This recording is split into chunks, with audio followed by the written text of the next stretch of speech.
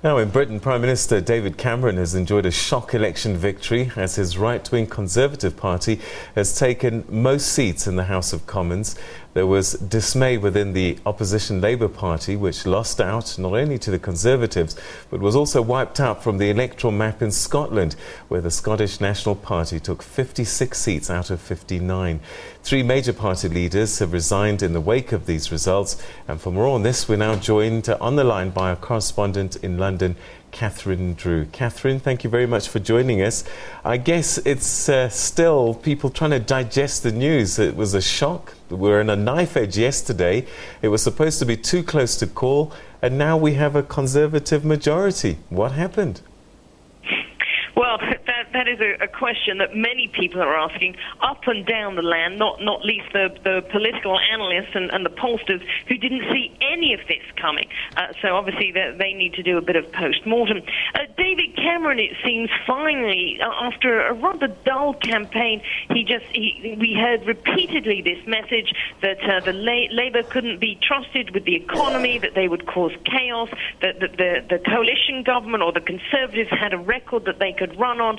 They had restored the economy to growth. They were working on the deficit, that they were the ones to be trusted. And it seems people finally, when it came down to it, when they were putting their cross in the box, perhaps thought, yes, we know what these guys have been doing, we'll go for them. But of course, many people are unhappy. Obviously they have won, but there are many people up and down the land who would have liked to have seen Labour win, and as you mentioned, a great surprise.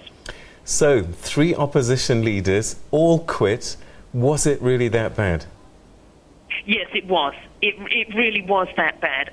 But bad for the pollsters, but even worse for the politicians, particularly Ed Miliband, the leader of the Labour Party, or should I say the former leader. He fought his own brother to win the leadership of the Labour Party. Many people would have preferred David Miliband, his older brother, who then went off. He has a career in diplomacy. But no, it was Ed who won the competition, mainly because of the support of the unions.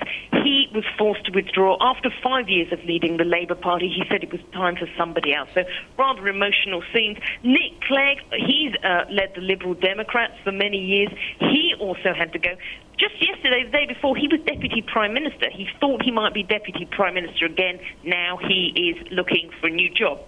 Actually, he remains as MP, but he won't lead. And Nigel Farage, the leader of UKIP, that is the UK Independence Party. It's anti-immigration, it's anti-European. That is the party that forced those issues to the top of the agenda and forced David Cameron's hands. He also has resigned, although he's the life and soul of that party, I have to say. Nigel Farage, the great, quite a character. He has mentioned that he might stand again. So obviously, he's not done with UKIP just yet. And the Scottish National Party, have they redrawn the political landscape in the UK? And David Cameron, I suppose, has got quite a challenge to keep the United Kingdom together. Well, yes. I mean, they had a handful of MPs just a few days ago. Now they have 56 out of 59. They dominate the political landscape. So certainly they are an anti-austerity party. They're going to make it very difficult for David Cameron. They're going to vote down pretty much all his legislation. So he's going to have to, force the 331 Conservatives that he's got. He's going to have to force them to toe the line. The Scottish National Party will force him to do that and make life difficult, along with the Labour Party members who are also left. But I don't think we should be too pessimistic about the United Kingdom is going to break up anytime soon.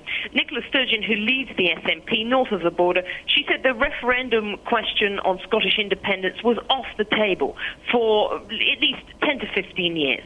And while, of course, that is at the heart of their manifesto, that is what they ultimately want, they are very likely to get devolved powers. David Cameron will try to placate them. So I don't think we're talking about another referendum on the breakup of the Union anytime soon.